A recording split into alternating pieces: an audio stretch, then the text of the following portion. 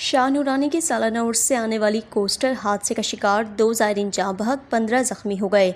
हलाक और ज़ख्मी होने वाले ज़ायरीन को जाम मीर गुलाम कादिर अस्पताल हब मुंतकिल कर दिया गया। हादसे में हलाक और ज़ख्मी होने वाले अफराद का ताल्लुक सिंध के इलाके हैदराबाद के इलाके हुसैनाबाद से बताया जाता है। ये हम आ रहे थे नूरानी से, तो रास्ते में हम जो है ना, ये बस वाले हमसे आगे थे, हम थोड़ा पीछे थे, थोड़े रेंट वगैरह देने थे, तो वहाँ से निकले तो हमारा पीछे जो है ना, के बाद जो है ना, हम थोड़ा आगे पहुंचे तो ये देखी गाड़ी गलती हुई थी, बंदे बस उठा के जा रहे थे, वो भी हमने निकाल के अपने गाड़ियों में डाले। अब देखे है तो हॉस्पिटल पहुंचे, अब यहाँ से सिविल अस्पताल करेंगे, फिर यहाँ से हैदराबाद करेंगे अपना।